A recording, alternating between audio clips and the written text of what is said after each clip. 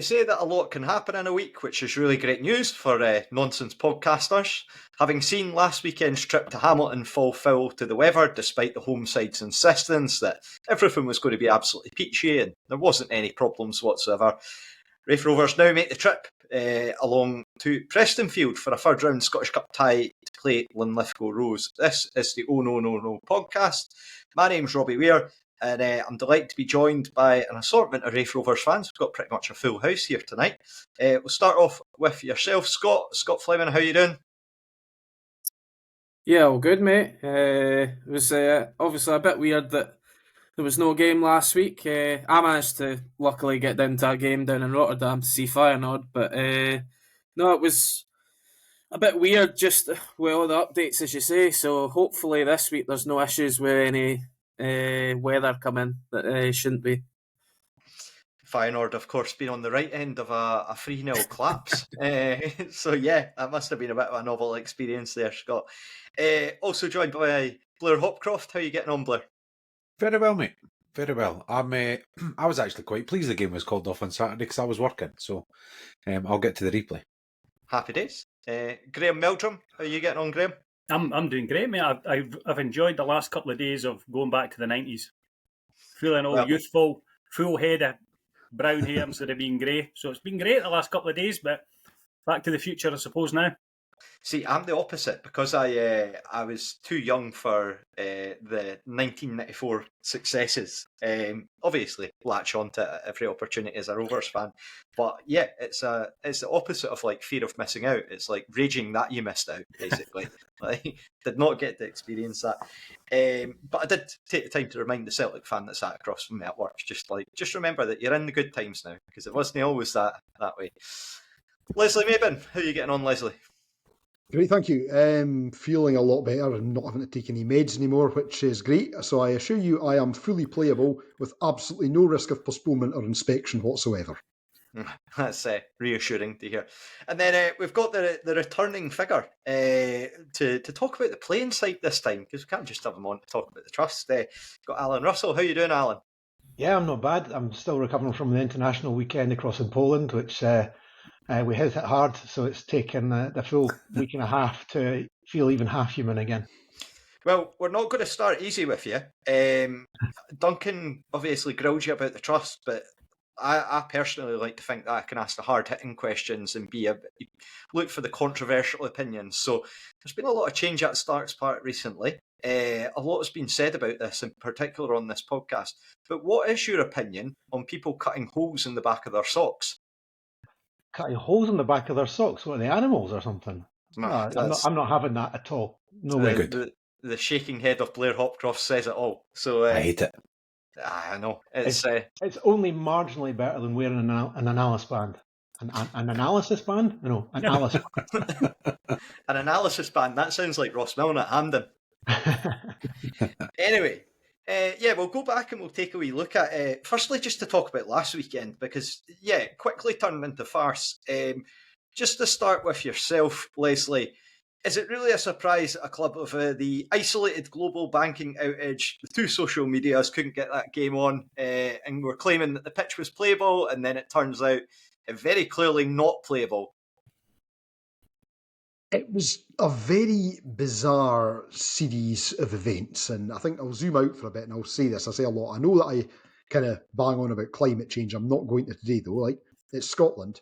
This happens every year, and we don't seem to actually get any better at dealing with these things when they come round. Like, every year we have a weekend like this, and every year we have a total bin fire all over the country. And, you know, I think the messaging came out from Hamilton early morning. It's like, pitch is totally fine, completely playable, absolutely no concerns whatsoever. I mean, this was turned out to be Iraqi Minister for Information level of stuff in the end, for those of you who are old enough to remember when Baghdad was being invaded or liberated, depending on what way you look at it. And he's like, yeah, it's fine, nothing's happening, and American tanks are coming past in the background. So, absolutely farcical scenes. I don't know how you get from the pitch being totally fine and playable and no problem to a video then surfacing 45 minutes later with what looks like 2 inches of snow on it. It was bizarre stuff. I think that's par for the course for Accies, to be fair. Blair, just to come to yourself, do you think Rovers can maybe be a wee bit tactical, a bit cute with this, and sort of with the game? We're now obviously in the run-up to Christmas. Do you think that Rovers should be looking to push this game as far back as possible into the new year to maximise the potential for Lewis Vaughan coming back? What would your thoughts be about that? See, I don't know. Like it's one of the things of sometimes there's a good time to play another team, and Accies are they're in the pretty similar form as at the moment, but they've been on the end of a bit of a scud in the last couple of weeks, so maybe it was actually a good week to play them. I don't know, like it's the old adage, you could wait till January and have Lewis Vaughan back and be minus Sam Stanton and 2 or 3 others, do you know what I mean? Or Big Kev picks up an injury or whatever. So I don't know if there's ever really a good time to play anyone. I just think it's, I don't know, I don't know if there's a correlation between the teams that called games off as late as possible and financial irregularities. Because my father-in-law's an East Fife fan and was at Meadowbank when the game was called off for Edinburgh City. I mean, Lothian buses had basically cancelled all bus routes in Edinburgh. And half an hour later, Edinburgh City are putting out a tweet to say that the game's still on, don't worry, everything goes ahead as normal kind of thing. I don't know, I just think it just reeks of teams not really giving a toss about the fans, unfortunately. Yeah, I think that... I mean, Allan, I'll come to you now. Just like, what was your sort of perspective on the whole situation, and do you think that's something that obviously you're well placed to be sort of speaking about such matters in terms of your role with the trust, in terms of your fan involvement, in terms of the organisations that you're with? What did you make of the whole situation? Do you think that maybe more could have been done earlier to sort of prevent that? Oh, I can see it from the perspective of a club that's wanting to get their game on, that's not wanting to bin all the pies, that's not wanting to have a smaller crowd in a midweek game somewhere further down the line, particularly if there's a cash gate. So I can see their perspective of wanting to get the game on. I think you nailed it, though. It's a disregard for the fans. Right? That weather was forecast. We all knew it was coming. We all knew it was going to hit most of Scotland. Police Scotland had put out warnings not to travel. So why can't Scottish football not say, well, actually, that's probably quite good advice, and let's all take the same hit this weekend rather than leaving it in the club's hands to decide? And I think there's maybe no other way that you can do it, because there's plenty of places in Scotland that maybe were completely playable, and if it had been two teams that were quite local to each other, why not crack on and play the game?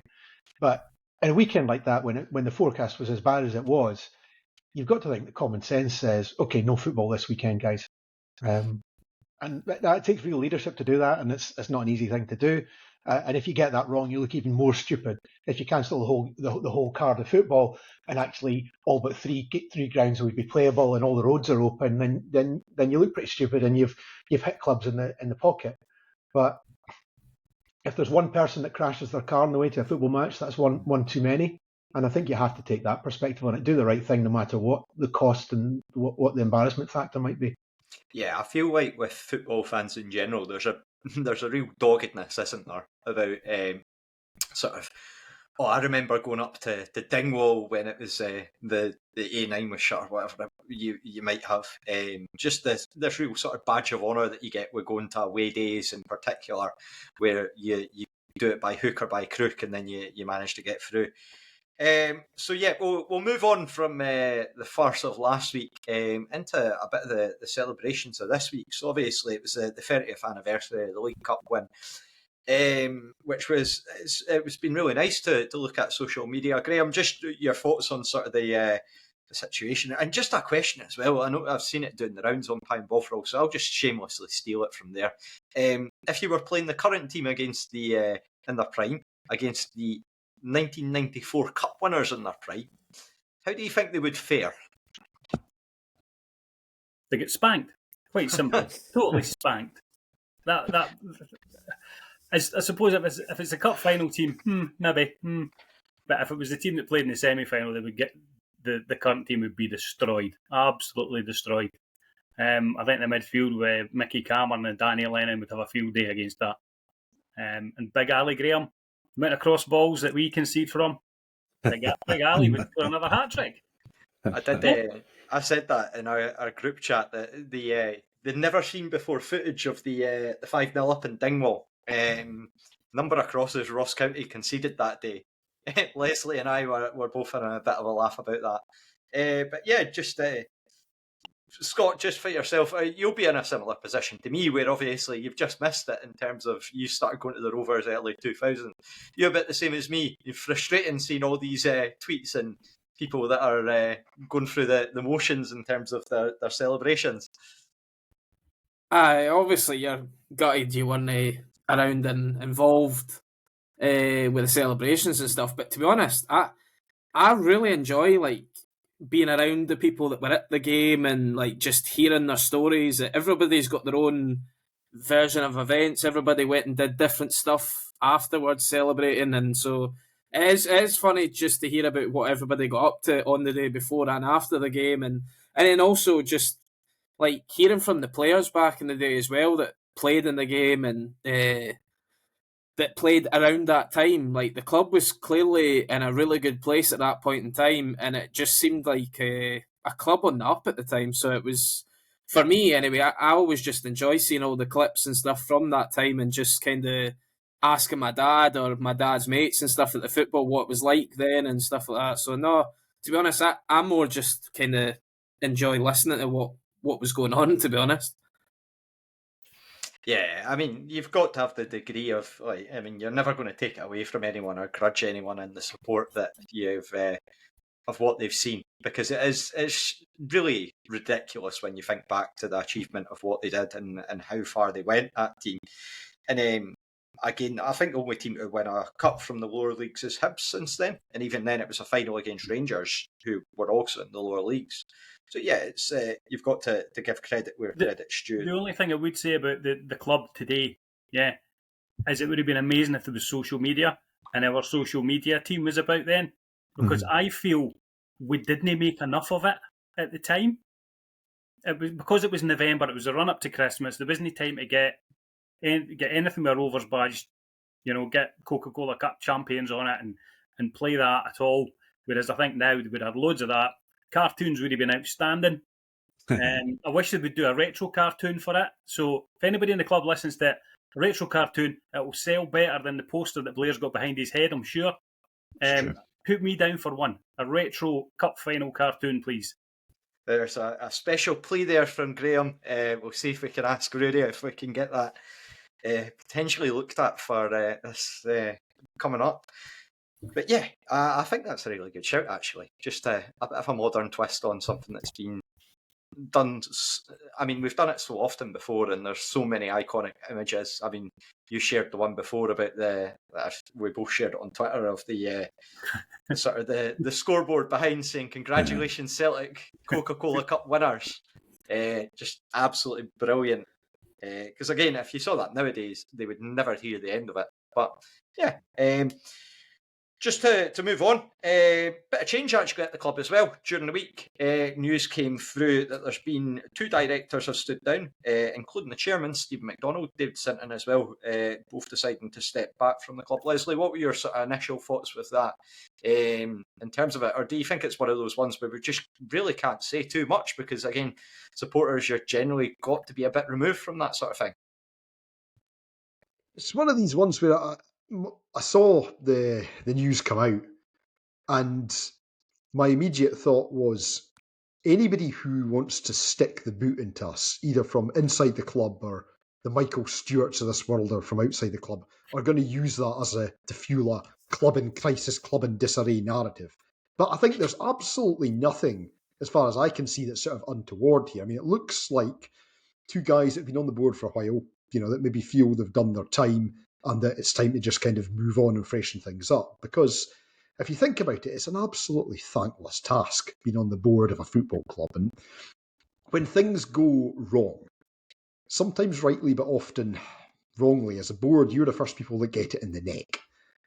When things go well, you maybe don't always kind of get the gratitude for it. So it's an absolutely thankless task. And you've got David Sinton in particular has been on the board for a while. So is Stephen McDonald. These guys have been here for a long time. They've done their time. So I suppose one thing maybe I would just say is guys, if you're listening, thank you. I know there's times when things maybe haven't always gone as well as they could, but we know there's a lot of times when the board have dipped into their pockets to help us tick over. Last season in particular was probably as good a season as we've had since the Cup and the European run. So, I think that there's just a bit of thanks is due to Stephen and to David for the good work they've done in recent years. And well, let's see what comes next. Yeah, I would absolutely echo that in terms of, as you say, it's very much a thankless task and commit a lot of time and potentially money as well into the role. Stephen in particular, you would always see him buzzing about the likes of hospitality, for example, in terms of if you were ever in there or about the club.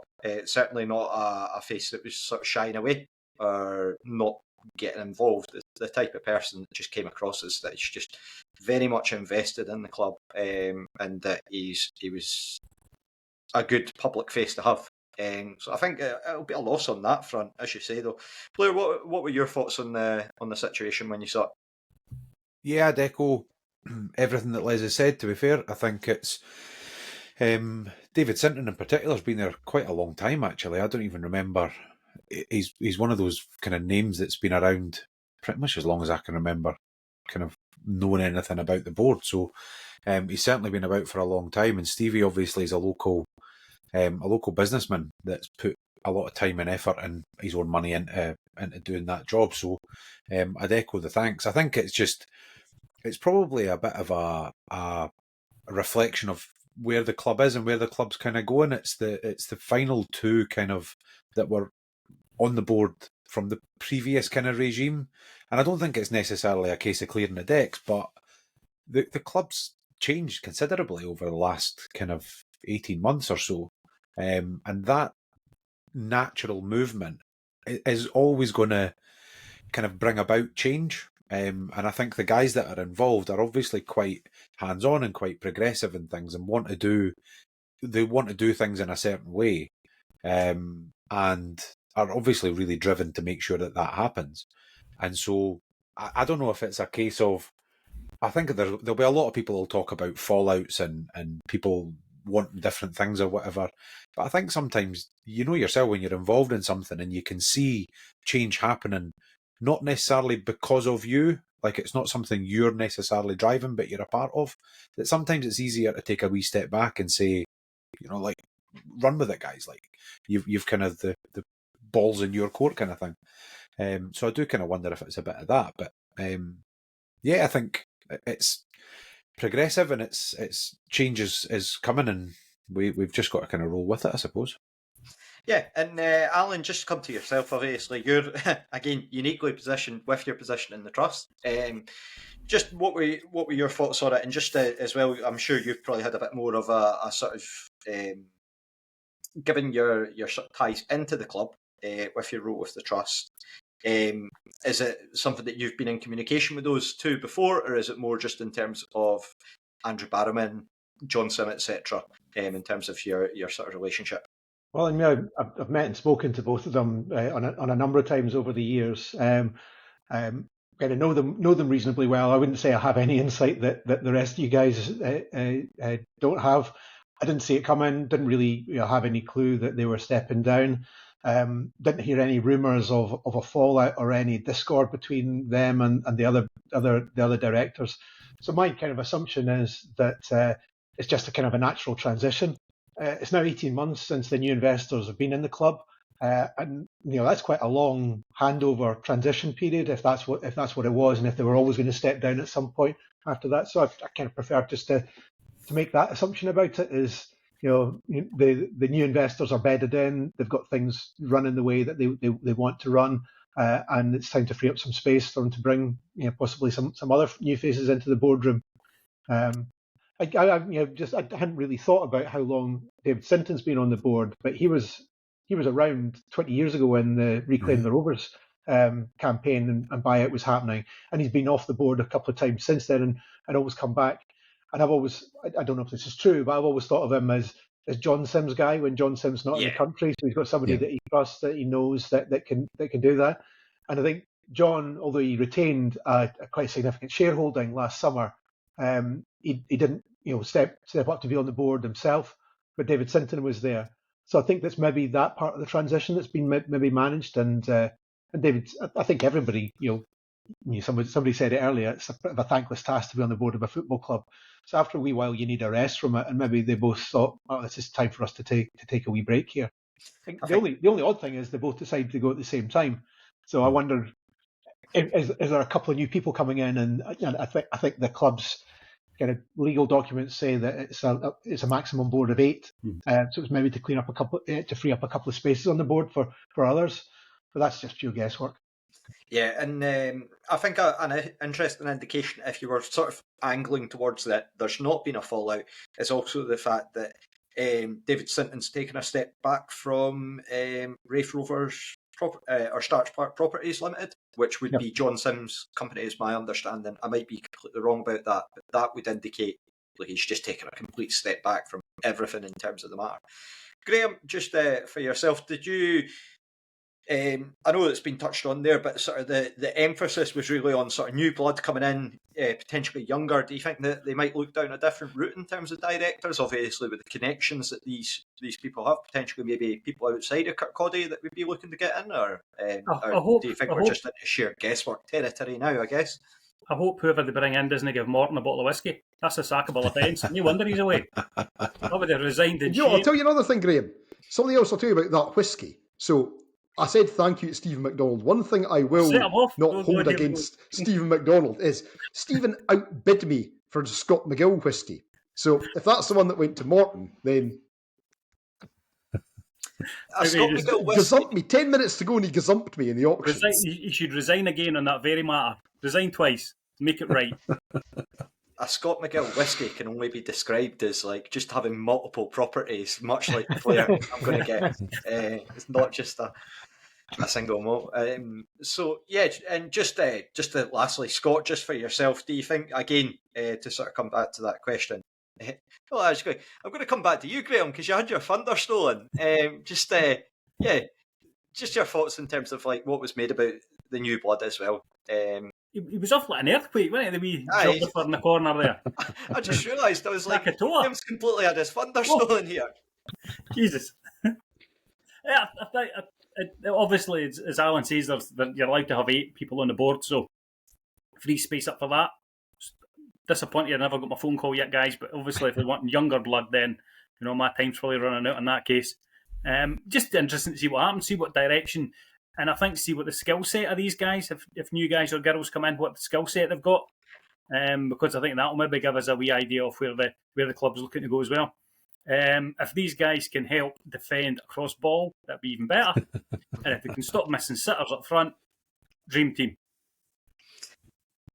Scott, have you got any other preferences other than that? Do you want a creative midfielder in the boardroom, or are you quite content? Well, I mean, you get player coaches. I'm not sure you get player board members, but that'll be interesting. See if we bring in Aidan McGeady, I'm going to be raging. I was going to say, is that no Aidan McGeady? Aye. But to be honest, like everyone's kind of echoed what I would say as well. To be honest, it's been. I think I kind of expected the guys that were sort of in the previous regime with John Sim to be eventually kind of working their way out, just purely down to the fact that when the takeover happened, I think it was quite obvious that they wanted to keep one or two on with the sort of transition period, and I kind of thought you might get about 2 years maximum, and then it would be a full new sort of board and everything.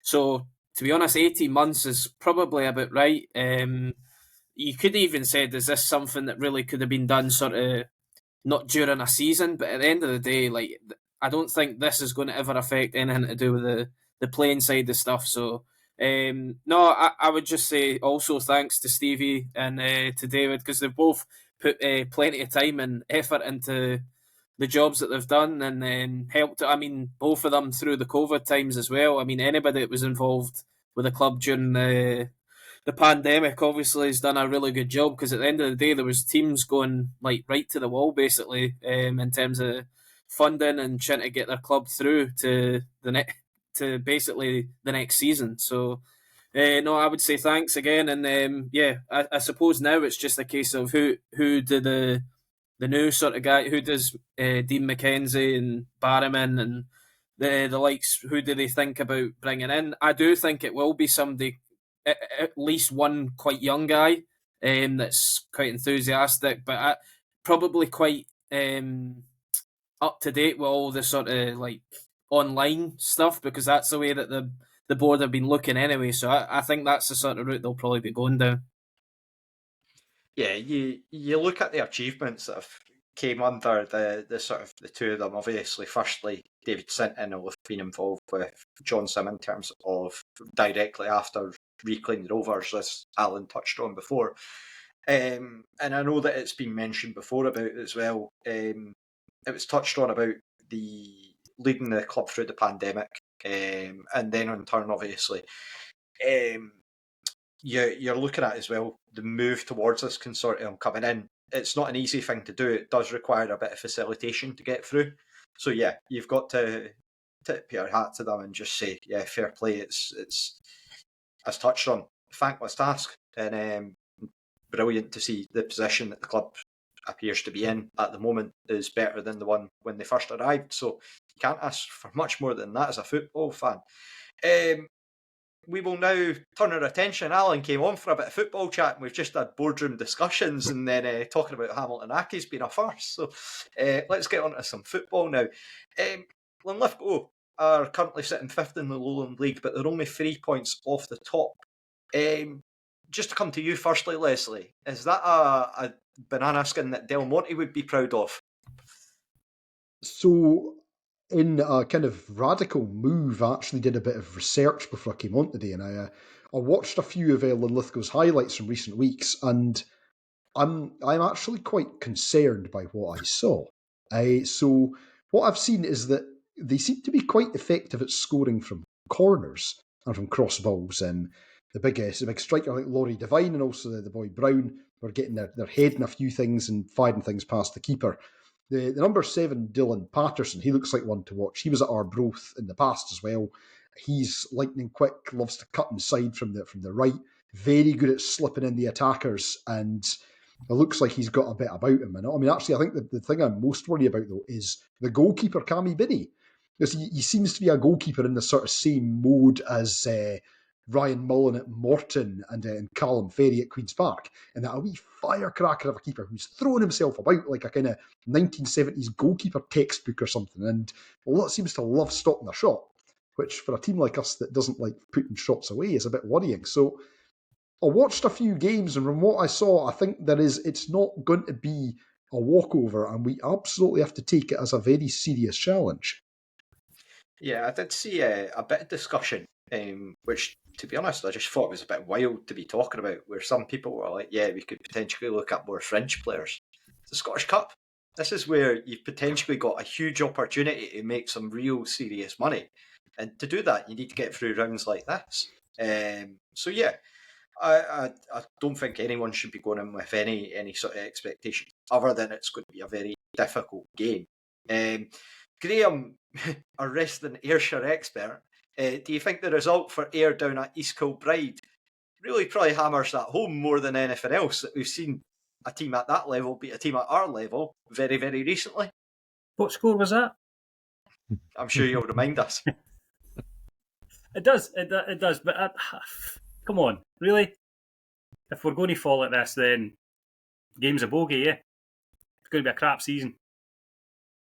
Or even crapper than it is just now. Just, nah. No, I'm full of optimism, Robbie. After my step back in time this week, full of optimism. Well, I'm hopefully there with you. Just got to see how we perform on Saturday, I guess.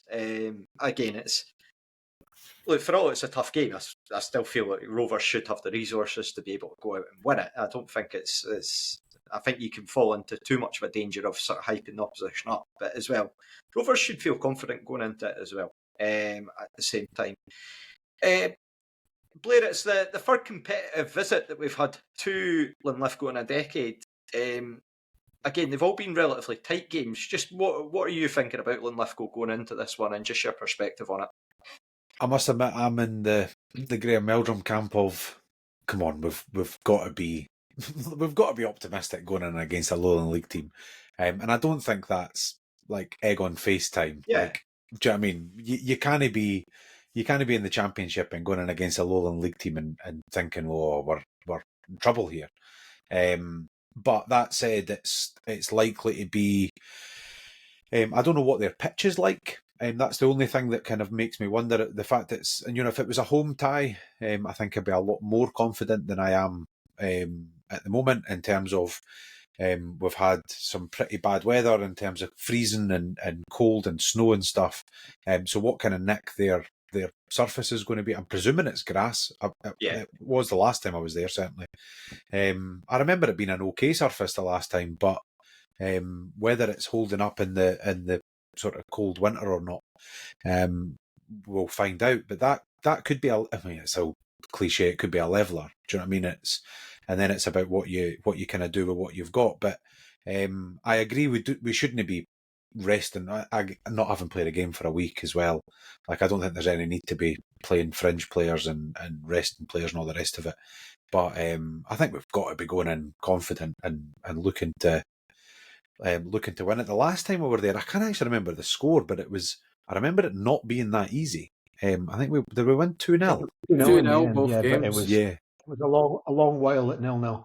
Yeah, a long while at 0-0.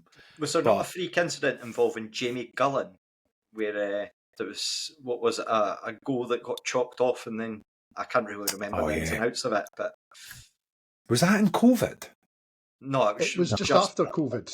It was, what happened was, I think what made it most bizarre was that Jamie Gullen was actually kind of in line with the goals. He wasn't like out on the left. Yeah.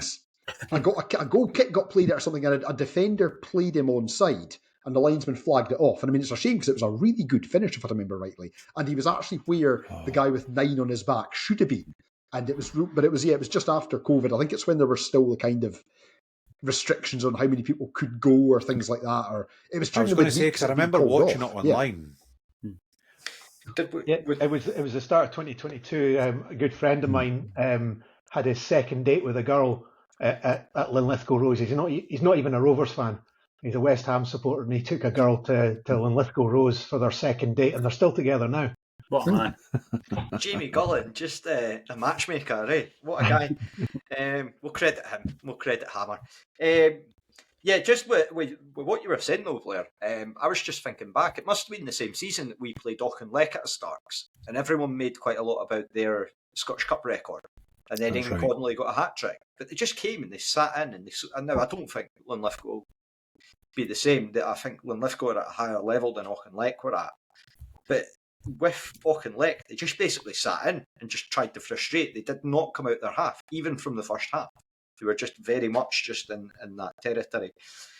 I remember the game. I was just going to say the game I was actually thinking of. I'll be honest and say I'd forgotten about the Jamie Gullen one with that header. I was thinking of the game. It was 20. Was it 20? I was just having a wee look. Now 2014. And it took us nearly 70 minutes to score, and it was a penalty. Yep. I remember that game being really frustrating, and I can see a similar thing kind of panning out at the weekend. They're not going to roll over and have their bellies tickled. Do you know what I mean? We're going to have to go there and take the game to them, but you've got to be going in confident. Yeah, I feel that's a perfect summary of where we're at in terms of you know that we've got the ability to get through. It's just we need to make sure that we're getting the job done, and it's got to be quite clinical, I feel, in this sort of type of game. Scott, just to come to yourself, do you think it's maybe a bit tougher for Neil Collins? I know obviously there'll be scouting, there's going to be reports as to the Linlithgow squad, but do you think it's a bit, because there's less familiarity with who we're playing? It's not the type of game where you've played them twice or 3 times already in a season, but it makes it a bit of a tougher one for them. Maybe a wee bit, but I think these days with all the sort of footage that you can get your hands on, I don't think it's going to be that much an issue. To be honest, I think actually, if anything, the extra weeks probably if he had any doubts at all, it's given him even more time to prepare for the game. The fact that we didn't have a game and he could have last Saturday instead just, if he was really bored, spent his time watching a bit of Linlithgow Rose. But Yeah, I think I don't think that's going to be an issue. I think, to be fair, I think Blair's actually brought up a decent point there. It's the time of year more than anything with their pitch. I remember being there 10 years ago. I wasn't there for the one a couple of years ago, but I was there 10 years ago for the game. And I thought the pitch was actually a pretty decent pitch for that sort of level. But at the end of that was like sort of end October, start November. You're now getting close to December. Like there's even a chance that if they don't have like sheets or anything, the game, I don't know what the weather's meant to be on Saturday. If it's anything like sub-zero, there's a chance that it could even be off just being frozen. So, like, you never know. Forecast is a bit higher. Is it? Right, okay. Well, it's up about 12 or 13, I think, by Saturday. But, a good excuse. Aye, but I think that could become a slight leveler, but at the end of the day, I agree with the guys. We really shouldn't be looking at this thinking, if we are going into this with any doubts in our heads, as in the players, that is, of a banana skin, then you're off to a losing start right away. Like, they should be going in going, not that they're going to stroll it, but they should be going in confident and going, right, let's just show that we are a decent team and that we're in the championship for a reason, more than anything. I mean, you've got to take each game on its merit, but if we were to somehow lose this game, I don't even want to know what Sunday would be like. Let's not think about it. Let's hope that we're coming back to a post-match which is full of high-scoring Rovers goals and a clean sheet for Kev would be lovely as well. Allan, just to come to yourself, just where about you in terms of your perspective for this? And just as well, just to kick us off in terms of the Rovers side of the sort of questions, just your thoughts on the season so far. Well, for Saturday first, I don't take the stuff that happens on the pitch all that seriously, so I try to enjoy football no matter what's happening. And if you get bombed out the cup against a Lowland League team, so be it. It's not going to ruin my weekend. But I'm pretty confident about this one. I watched quite a lot of Lowland League football and East of Scotland League football, and I really enjoy it. You get competitive games. I actually saw Linlithgow Rose playing, I think it was the end of last season down at Civil Service Strollers, which is my local team over here in Edinburgh. And you get a good game of football, but it's completely different to Championship level of football in terms of the technical abilities there. No matter where it's played, the pitch always seems to be massive and loads of space in between the players. And I think if we've done our homework, we'll take advantage of that and we'll have plenty to spare to put on a really good performance. So I'm very confident about the result. It's also, I love going to Linlithgow Rose. I've got a friend that lives in Linlithgow, so we go to his house first, eat pies, drink beer, wander down the hill, watch it, and no matter what happens, we'll be in various pubs in Linlithgow on Saturday evening if the match is on, and we'll probably be there even if the match is off. So I actually think it's coming at the right time for the Rovers. I think we need a break from the league football. Been so many games where we've thrown leads away. It's starting to feel a wee bit. Even I'm feeling a wee bit of the pressure when I'm thinking ahead to games, just because we've not really put clear space between us and an opponent all season. Really, doesn't seem, apart from the Pars. So I'm looking forward to a decent performance, a bit of break from the routine of stuff, and I think maybe the weekend off has been just what the players need to get some gas in the tank and to get ready for it. Yeah, when we get to line-up predictions, you'll get to see some more funny ideas from me, I think. I'm looking forward to that. You might offend some of the members of the podcast, not looking at anyone in particular, Scott. But yeah, to go back to that sort of point that you make, Blair, do you think that week off, do you think that's going to help Rovers, or maybe a bit of a hindrance, having the week off? It's a funny one. I mean, it's another week for players that are coming back from injuries to get another week's training under their belts and stuff, which is good. It's a week where they're off the back of a defeat, and so players just want to get back out there and put things right and get going. And so I really don't know in terms of, we've not really got any momentum at the moment, so it's not breaking anything. Do you know what I mean? it's not really given us. We're not even on a losing streak, if you like. We'd had a kind of run of 3 games where we were decent, and then we were murder, and then it's that kind of, you get that week off. Is it a chance to reset? Is it a chance to try something new? I suppose it's like anything else. Hindsight's 2020. That'll be an easier question to answer at 5 o'clock on Saturday than it is now, is the honest truth, because it'll all depend on how they, not even the result, but how they perform on Saturday. I think will be the telling point whether the week off was a good thing. I think it shows the thin margins that, see if we'd managed to completely turn that Morton game around and we go on to win it 3-2 rather than lose it 3-2, then you're all of a sudden you're saying, I wish we didn't have that week off last week, because then we're going, 4 games unbeaten, and the perspective completely shifts. But now, again, you start asking the questions in terms of things that have happened during that game and where we're at as a squad. Scott, you made a very good point in the group chat. You raised the question. It was about Lewis Jameson, but then we sort of extended it into Finlay Pollock as well, given they're both low knees. Do you think that might come into it as a factor? I know that we obviously had a bit of a discussion there. Lewis Jameson on a season-long loan, and I think that Finlay Pollock's got the option of a recall in January. Do you think that could be quite a big factor in terms of the sort of lineups and potential route that he goes down for formations and things like that for Saturday? Yeah, well, this is where it's no handy with the Rovers doing Friday interviews, because then we would have probably knew already if the likes of Pollock and Jameson would be available. I just threw it in because you know what it's like with loan players. Some loan players are never getting near their first team of their parent club, and you go, well, to be honest, if anything, they'll want you to play them in your team just for them to get games.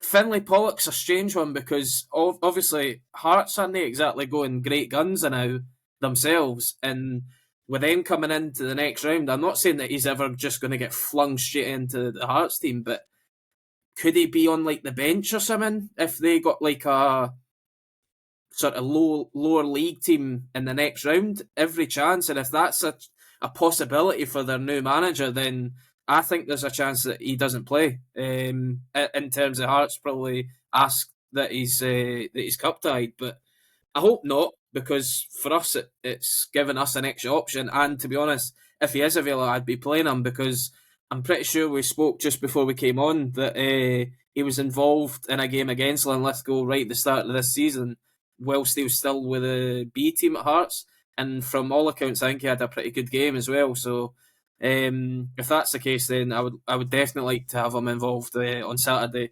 With Jameson, though, I'm not sure if this is the sort of game that this might come across wrong, but I'm not sure this is the sort of kind of game that I would want him involved in.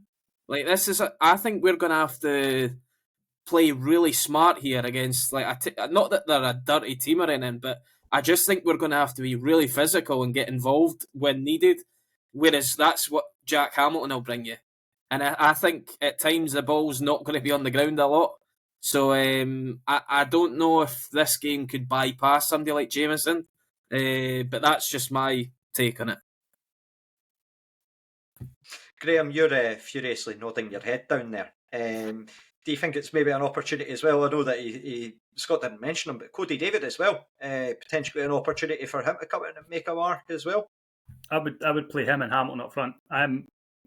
I find Lewis Jameson very frustrating. I think he's basically Kyle Connell with pace, and I think if you look at his record of goal scoring, 2 goals against the Ayr almost matches Kyle Connell. So I honestly don't. Honestly, it looks as though at the time we went, shit, we've no centre forwards. Let's put our hand in and see what we can get quickly, and we've got Lewis Jameson. This is going to be terrible. But anyway, the South Stand loves a player that runs about a lot. Yeah. And I think his record, he should be getting a wee bit more of a hard time, I think, than he does, because he runs about a lot and he gets away with it. But I would play, going back to the original point, I would play Corey David and Jack Hamilton up front.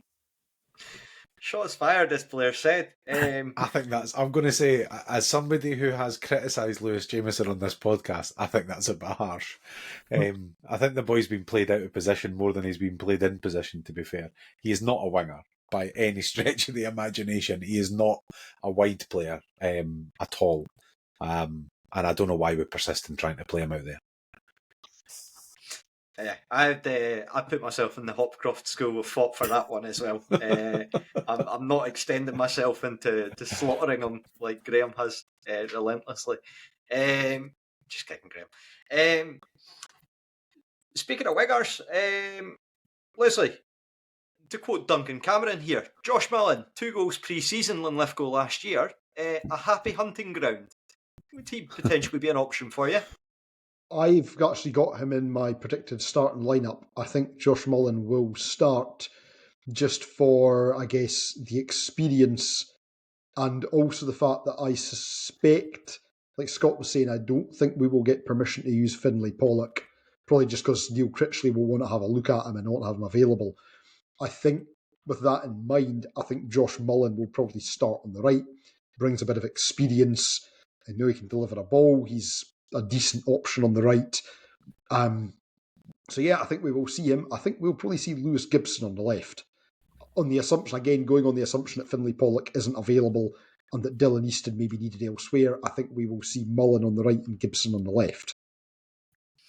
I think that if we don't start Gibson, I suspect there's going to be a lot of riotous opinions coming to the fore online, because it feels like it's getting to that point with regards to it.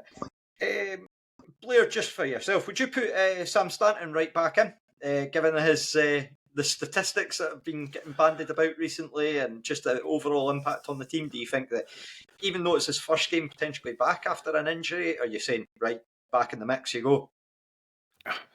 I would, but probably only in the point of view that I have absolutely zero knowledge of where he's at in his recovery. I think it's completely dependent on how fit he is.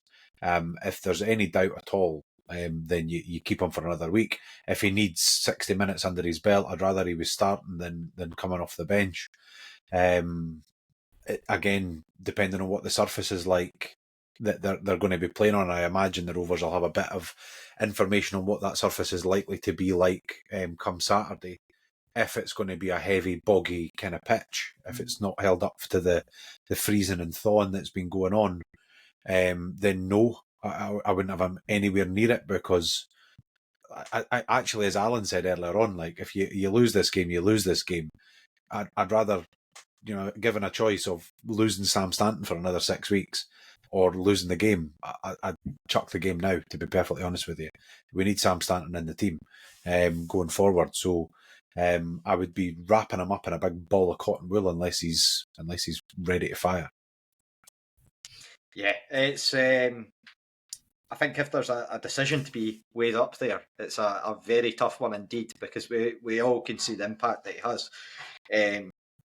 Again, interesting to see the stats that compared to, I think that basically compared to Dylan Easton, and this is not a slight on Dylan Easton at all, but like you looked at the metrics in terms of what was there.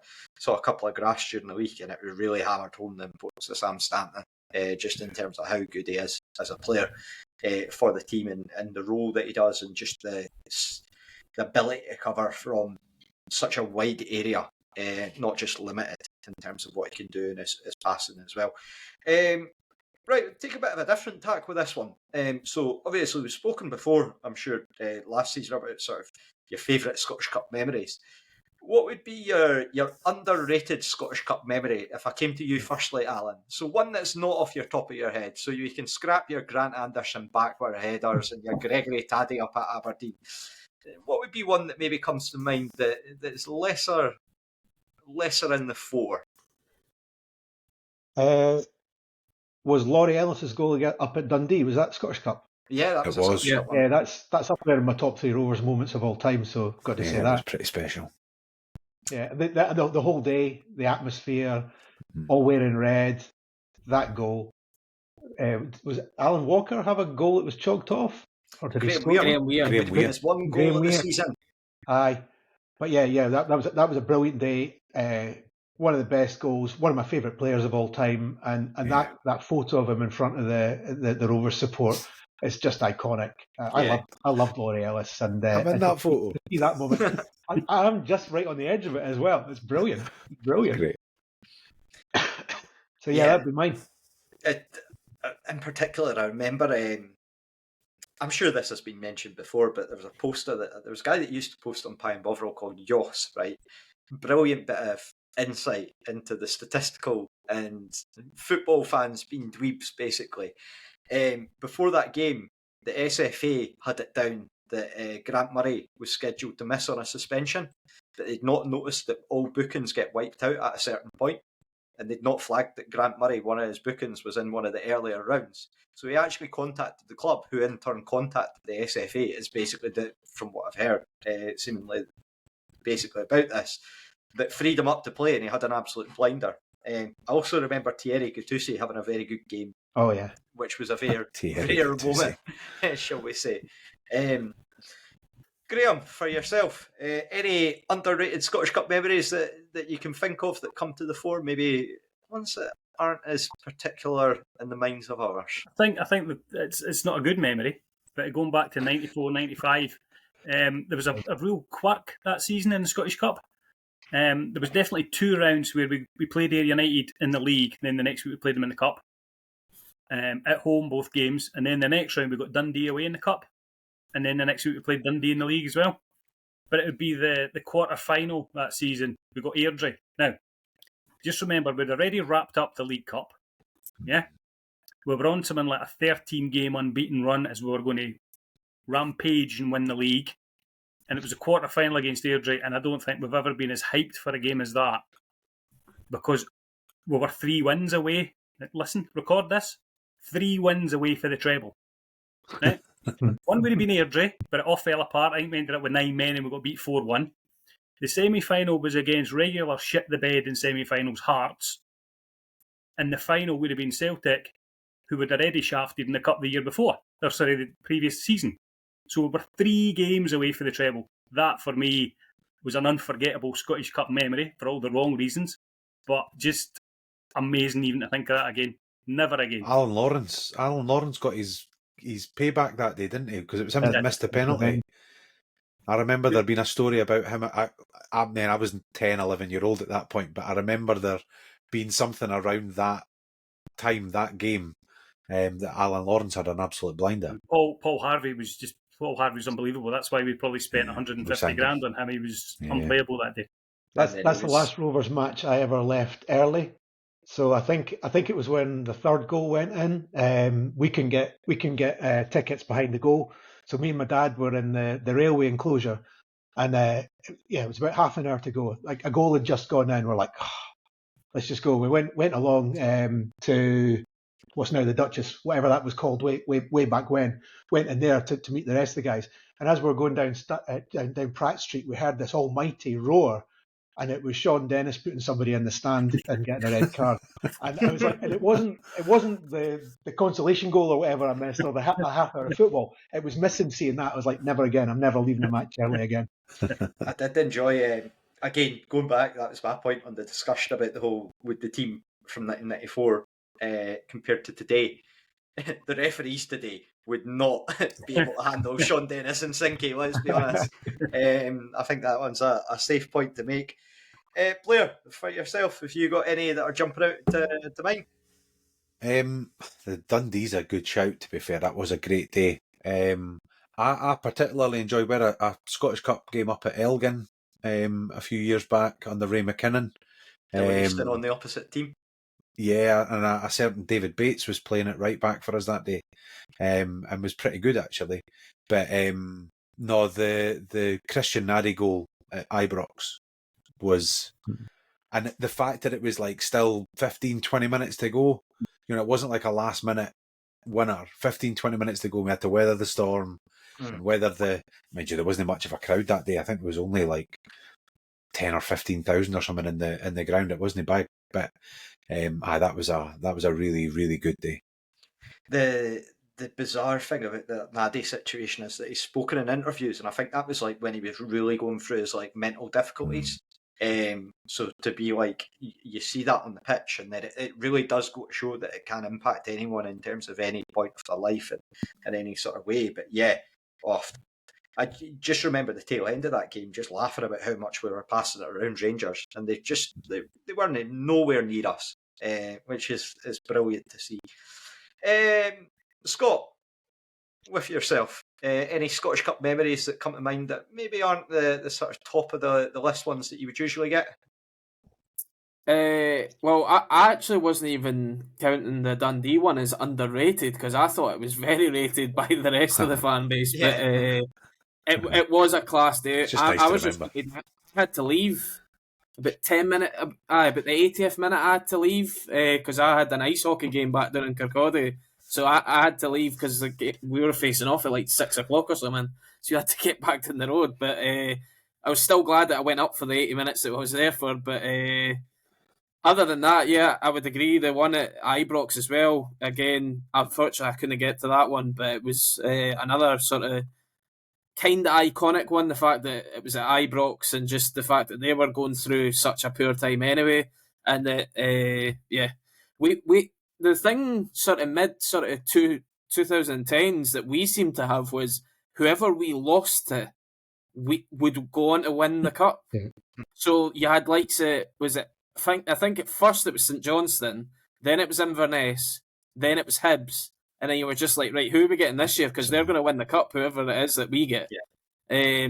But yeah, there was a good 4 seasons there in a row that whoever we lost to went on to win the cup. But no, other than they're the sort of two that stick out for me, to be honest. The one up at Dundee and the game up at Ibrox as well. I remember our fans laughing at Dominic Malonga, like in the away leg of that Hibs one, just ripping into him because he looked useless, and then he ripped the net from about 25 yards out with an absolute belter of a volley.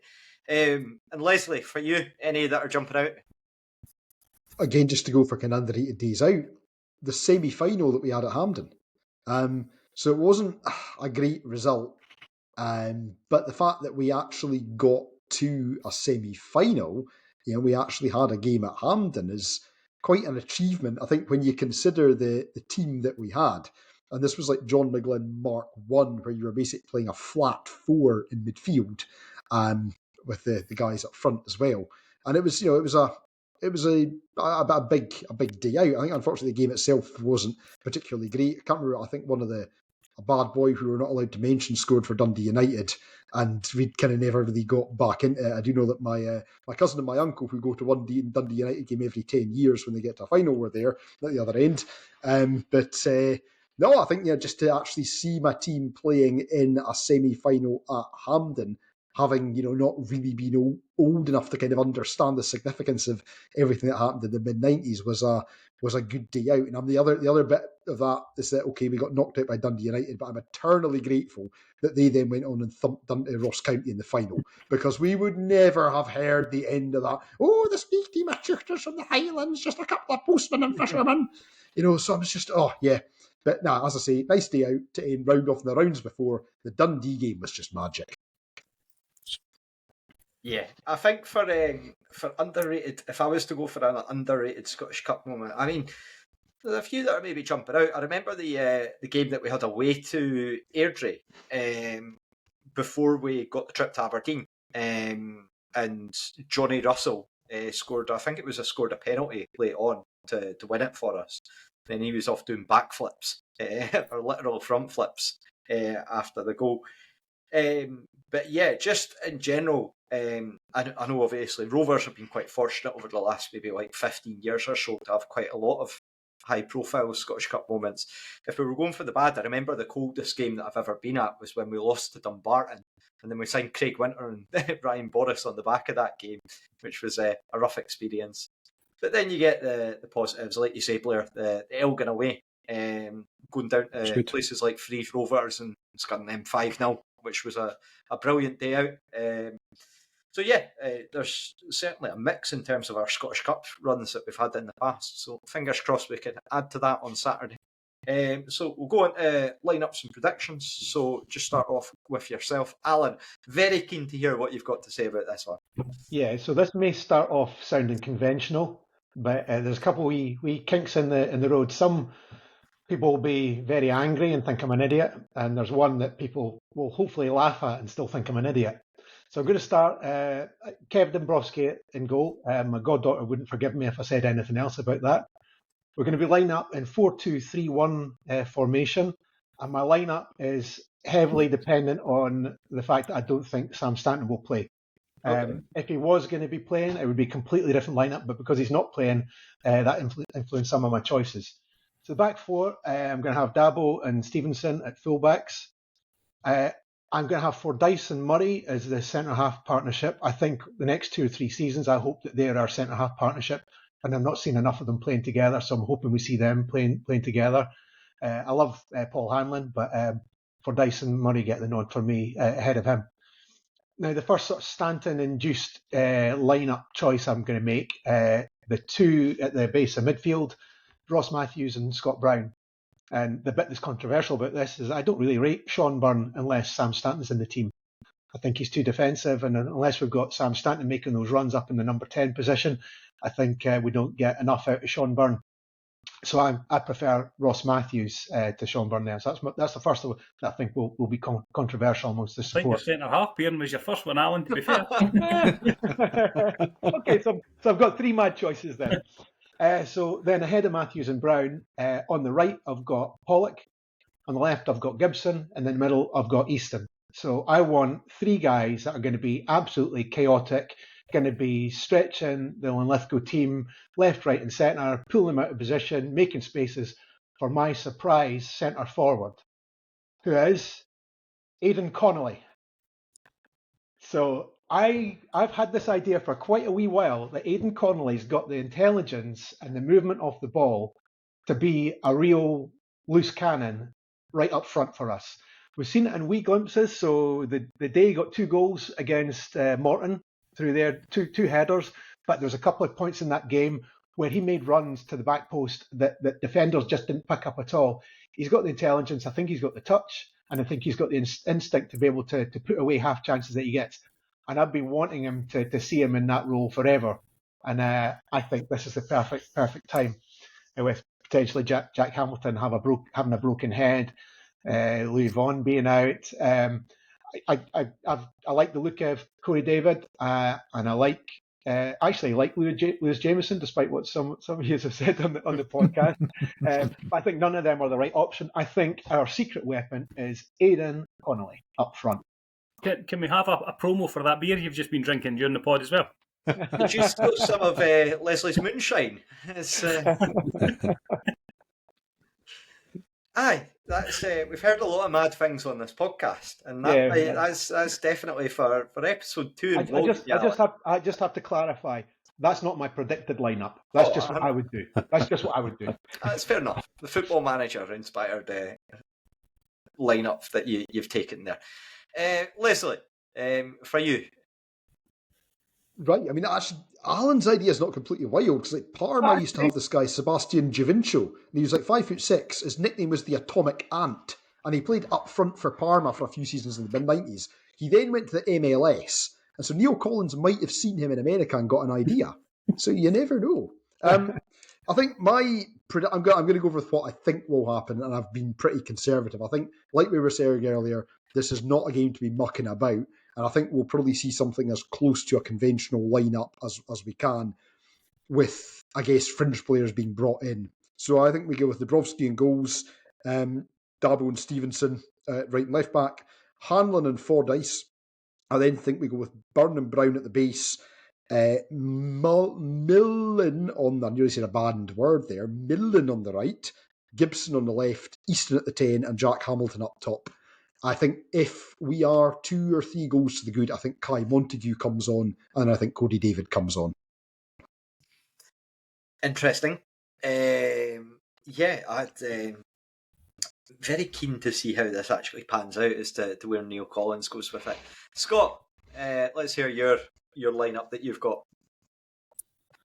Yeah, well, I thought Allan started brilliantly with his formation. I was like, he can come back anytime. But and then my internet played up just as he mentioned Aidan Connolly up front, actually. But it was an interesting one. But I think, yeah, I would stick with a 4-2-3-1. I've not got Stanton involved, mainly because we've still not really heard if he's actually going to be sort of.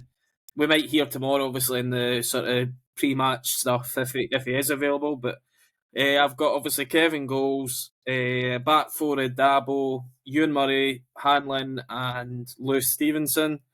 I've actually done the same in terms of the two in midfield. I do actually rate Sean Byrne, but I just think this isn't a game that I would play him in. It's a game actually. If you're 2 or 3 up with 20 to go, that's when you bring Sean Byrne on to kind of control the game. I actually want Ross Matthews sort of chaos in the midfield where he loves a challenge, and if it's a bit slick and obviously getting a bit feisty in the middle of the park, who better than to have Scott Brown and Ross Matthews in the middle of the park to get stuck in, basically. Because neither of them are going to shy out of anything.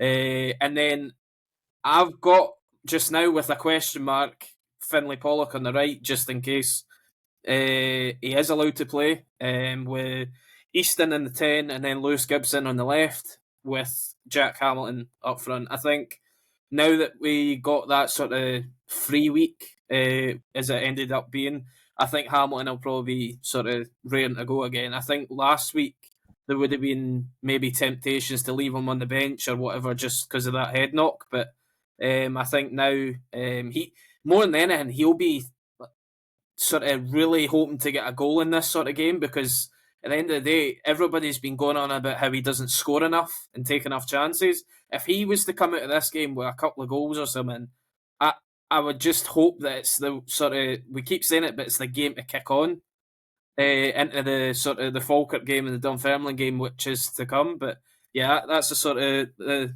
lineup I would be looking at anyway. Yeah, I think Hamilton's. I think there's definitely a respect there in terms of his work ethic and his ability to sort of shift about. And again, you just feel like there is a player there. And what was frustrating is the fact that he started getting among the goals, and then he obviously takes that big head knock against Morton, and he was putting in a shift against them. Seemed less effective against Partick. Again, you're never going to have a player that's going to be scoring every week, unfortunately, at this level. Blair, what did you have in terms of your prospective lineup for this one?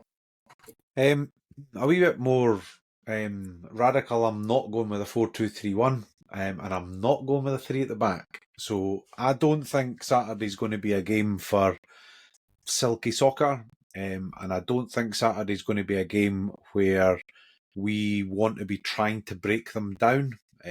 I'm going on the assumption that they're going to sit in against us. So I'm going with a bit more of a traditional 4-4-2. So I would go with, obviously, Dabrowski in goals, Dabo and Stevenson as the two fullbacks. Be quite happy to see Dick in place of Stevenson if there's a need to do something a bit different there. And I would go with Hanlon and Murray as my two centre-halves. I think Ewan Murray's bided his time and he deserves a bit of a go. Midfield, I agree completely with Scott. I would have, and Allan actually, I would have Ross Matthews in there with Scott Brown. And then I'd have Mullen on the right-hand side, and I would have Gibson on the left-hand side, and I'd have David and Hamilton up front together and go at them. Not It's even old Connolly. school. I like it. Not even Connolly. I thought about it for his aerial prowess, but we've gone with a more... no. I do actually, I must admit, you kind of almost had me. I'm not a million miles away from agreeing. He is an intelligent footballer. But yeah, not for me. Not a centre forward. No. Graeme, what do you have for yours? I'm not a million miles away from Blair. I'm very much the same. I think it's going to be a 4-4, but it's a game for a 4-4-2. But I would go Kev, obviously, exactly the same back four as Blair. My midfield two would be Brown and Matthews. I'd have Josh Mullen on the right I just think the ability for him to put an early ball in, and I think when we talked about the playoff against Ross County, there's levels of streetwiseness, and I think we need to be more, or we should be more streetwise than Linlithgow. So it's about that, getting that ball in there early. I'd have Easton on the left, and I'd have Hamilton and David up front. Just the two of them. Get the bottom all in, get it put in, two of them onto it. Gibson's a great shout, but I think he would be so effective last 25, last 30 minutes, hopefully against a tired defence.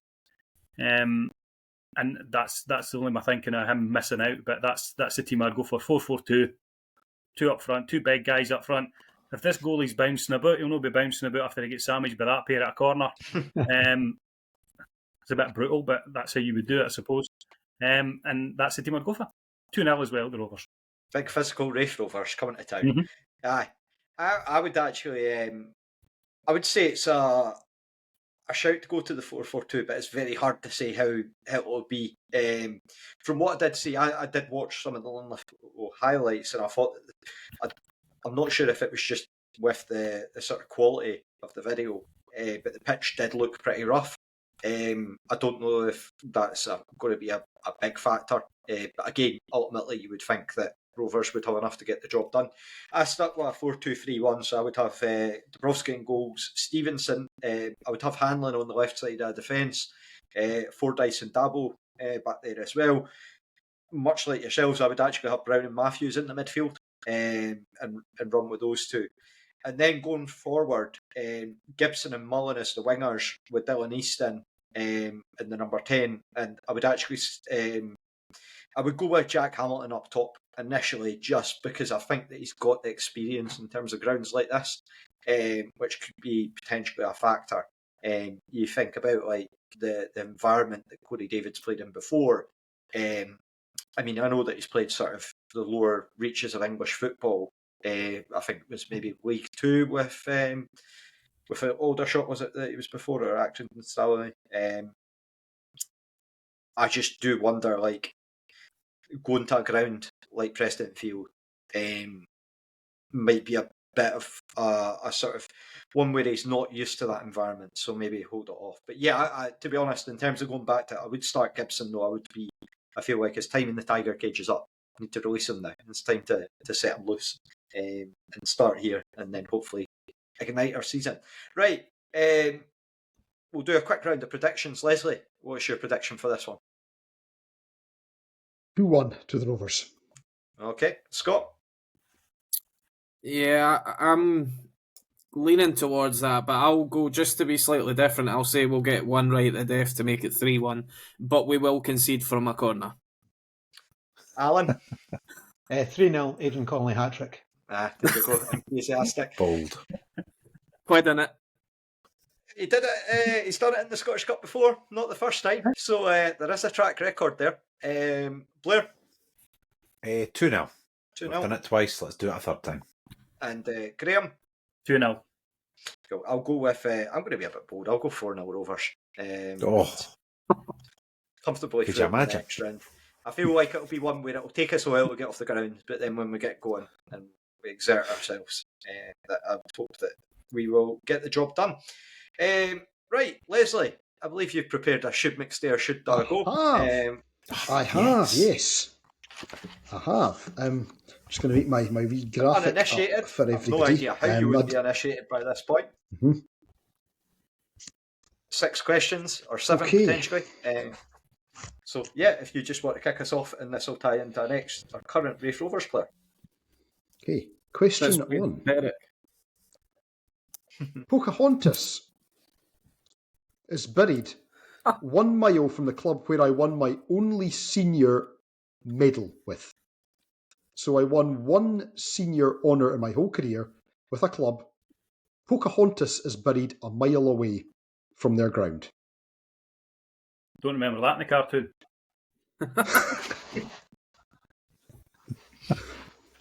Oh, do you know when it's like you've got that fact somewhere in a region of your brain, and now all I can do is think, where the hell was she buried? I think Leslie only has regions like that in his brain.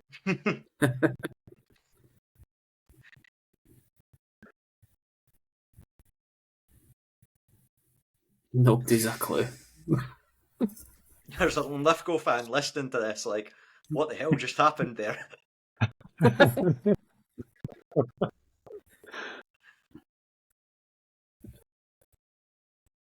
Eddie Malone. Fair play if anybody gets this on Clue 1 this week. I feel like the 94-95 team, yeah, because they all won 2 medals, so the rules all aim it. Mango Bar.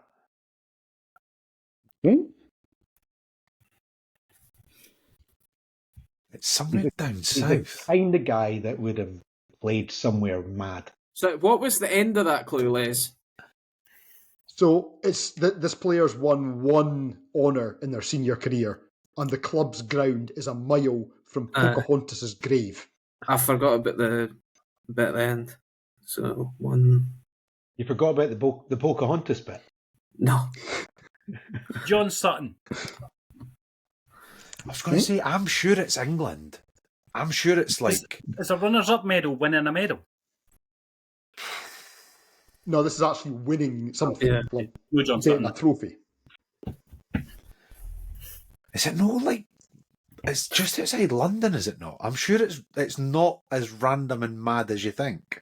I'm trying to go through like former Rovers players that have played in America. Yeah, I don't think it's America, though. I genuinely don't. Not a clue.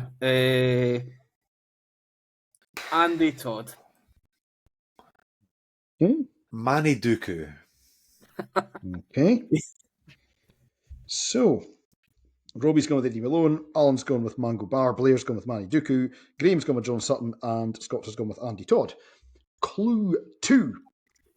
On my senior debut, I came on as a sub, and I played alongside a World Cup winner, and I was tasked with keeping one of the greatest strikers of my generation quiet. Right. So my first senior game, I came on as a sub, alongside a World Cup winner, and I was tasked with keeping one of the greatest strikers of my generation quiet. It wasn't Sergio Busquets, was it? Jean-Philippe Jabri.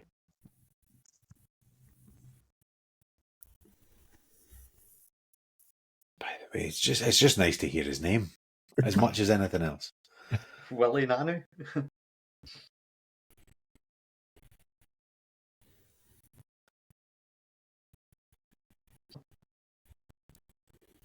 World Cup winner. See, I'm thinking with the way that Les framed it when he was speaking before, I mean, you're going to have to be looking like either 90, 94 or 98, really. To be honest, straight off the bat, I just had a feeling that we were going to get one for a bit late, earlier on the day, because we've had a lot that have been very recent.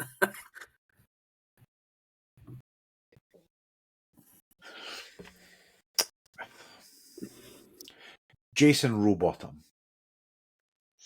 Mm-hmm. What was can you just repeat the second clue again, just so I can note it down? So, on my senior debut, I came on as a sub, alongside a World Cup winner, and my job was to keep one of the greatest strikers of my era quiet. Cool. Must have started at a bigger club. That sounds like a youth player, doesn't it? Like at Chelsea or something. Played with Marcel Desailly or... Do you know what I mean? Like, come on in a Scottish... in an FA Cup game or something. I've not really got a clue when it comes to... Jack Perry. Graeme, any Who was that, advance? Graeme? Jack Perry. Okay. Might as well be He was Fred so Perry pissed at that's this probably rate. true.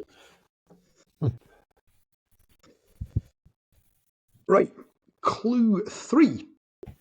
Over 2 seasons, I played 22 league games for Raith Rovers. It's no Jack Perry. So they played 22 times in 2 seasons. Across 2 seasons, yeah. I'm maybe thinking Christian Patino. Oh. Just hearing all these names is just... So what was that, 22 times over 2 seasons? 22 games over 2 seasons. I don't know if Patino was 2 seasons. Too many for it to be Craig Barr. Craig Barr keeping the greatest of his generation quiet. And he started at Gretna, so there would definitely not be World Cup winners there. Unless we're referring to Lewis Vaughan as the greatest of his generation when he was trying to throttle him after after that playoff game.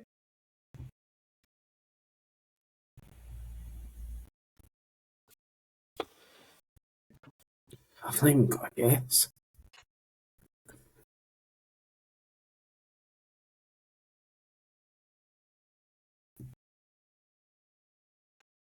Dougie Hill's never played with a World Cup winner, is he?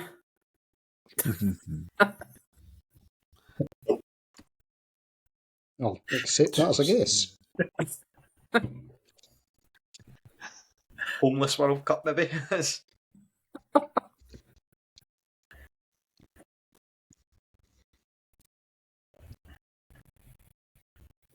I'm just trying to think of English centre halves that we've had for some reason. And then they've all been pretty crap, and then they wouldn't have won a medal, you'd imagine.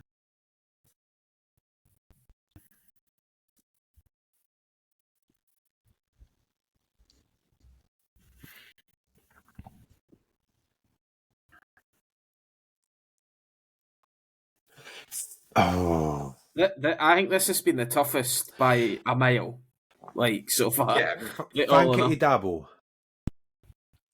Okay. Oh. 2 seasons, though. Ah, shit. 2 seasons. Sorry, Blair. He's predicting the future already. You get so bogged down in, like, certain the bits of it. minutia. Do you know what I mean? I know. That's why I'm writing the clues down, because you lose track and you think you've got a good player. Man. Nothing will ever beat Leslie with, what was it, João Vitoria's dad. Yeah. Oh, yeah. Ah. He's either been pretty shit or good enough to get a 2-year deal or injured. He's Or played all of them. 22 games in 2 years. I'm starting to believe in the Christian Patino one on the basis of that. Because was he not at Monaco before or something daft? Javary started either at Monaco or Marseille. That's where that came up. I can't remember Patino. I can't remember what club he was at. Did he play over 2 seasons as well, Patino? Because we won the league the first season, and then he played in the championship now, the second season. Oh, yeah, that's right. Yeah, that's a good shout.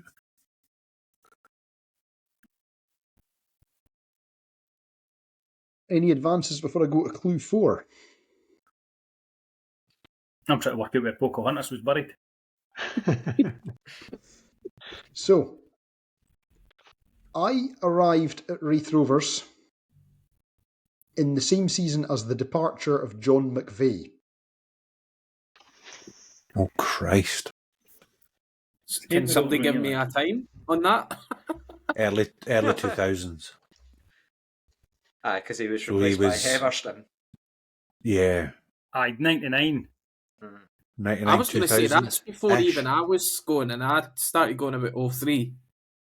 I was living down south, so I So I that think covers my Patino, incompetence. Patino would have been like 2003-ish. Yep. So that I think it's not Patino gonna be was the Patino. first season that I was even going to the Rovers. I don't think Patino played in England, though. I am certain that Pocahontas is like... it's like Kent or Essex or some... It's not, honestly, no as random as you think. You're basing your entire strategy on Pocahontas Listen, rather it than... might be near where Bob lives in Somerset or something. Yeah. Bob's probably been screaming at his screen for the last 20 minutes.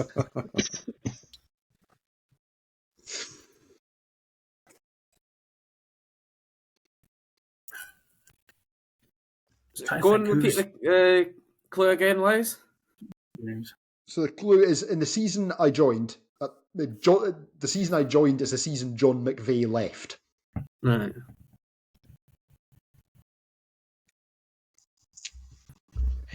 Let's have a think. So that was who we had in that time. So I know Laurie was there.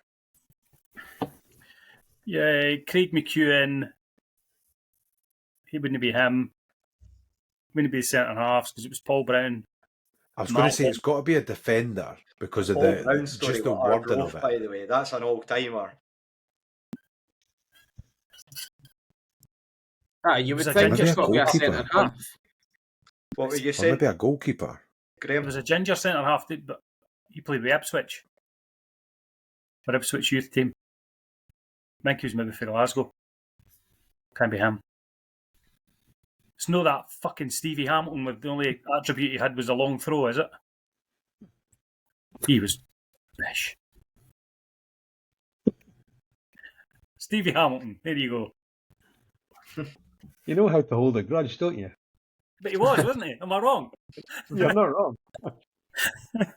There's just been so many you could say that about over the years. I'd forgotten about Stevie him. Hamilton. When the teams get named and they've got that Stevie Hamilton, about 1,500 people, you It's know what I always mean? funny because nobody wants to be the worst player that is anyone's worst player that's ever played for Rovers.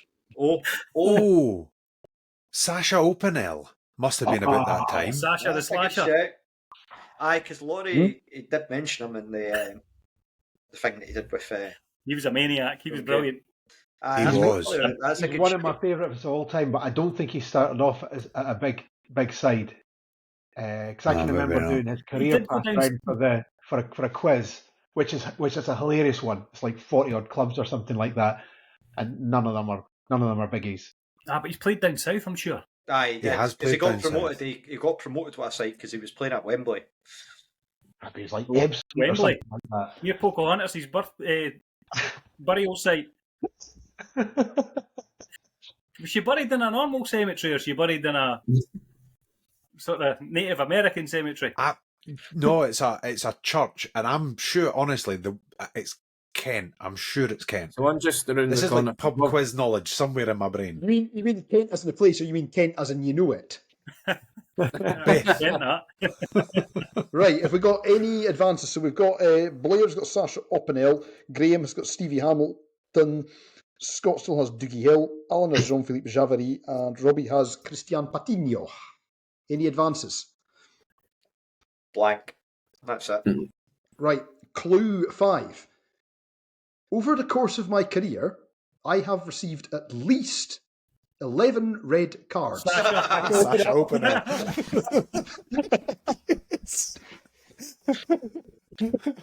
Has to be Sasha Opinel. Okay, clue 6. I am a left back who joined from an island.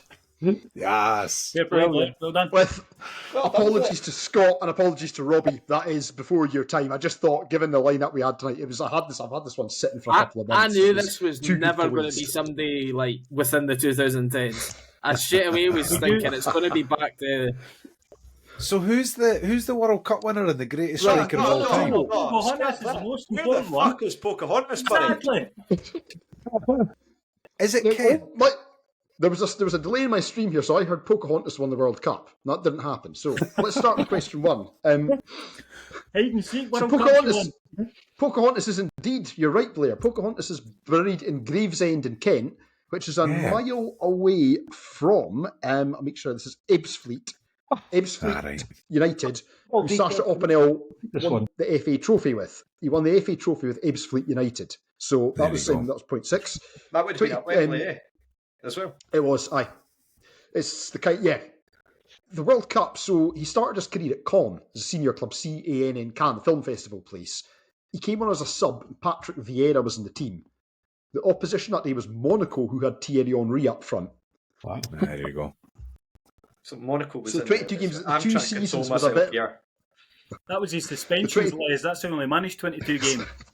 That was a bit sneaky, yeah. So he joined in December and he left in December because of bad behaviour and other such things. So it was 2 half seasons. I bet John's got a story. Oh, you will do. We'll be getting a voice note in the chat tomorrow morning. So yeah, it was. He came in just after John McVeigh left. He has at least 11 red cards. There could be more. At least. And he came to us from AJ Ajaccio, who are in Corsica. So yeah, well done, Blair. And as I say, thanks Scott and Robbie in particular for your patience with an older player. No need. Sasha Opinel. I love Sasha Opinel. He was great. I was once chatting to him in Jackie O's, and he was wearing a long grey woolen overcoat and trainers so white they were shining like heaven. It was unbelievable. He loved himself so much. And so did I, actually. I thought he was brilliant. I loved him. I mean, I remember like that time as well. I'd have been like 16 when he signed, and I was a right back, but I played as a full back. And I just remember thinking he was brilliant. We had season tickets in the railway stand. He was right in front of us as well, just killing folk. He was amazing.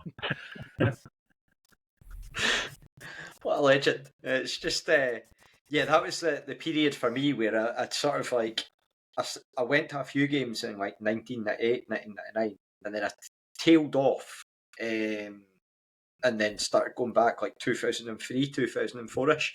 So that was an unfortunate timing on my part. But yeah, certainly heard all the stories about Sasha and the antics that he got up to on the pitch. And a few off it as well, apparently, based on that, Alan. Anyway, He was a character. Yeah, we will no doubt be back after the weekend. Hopefully a comfortable Rovers win. But you know, we've said this many a time, and we've ended up with many a clip being reposted right back in our feed. So yeah, fingers crossed Rovers gets the job done on Saturday. But until then, thank you for taking the time to listen, and bye for now. Bye, Bob.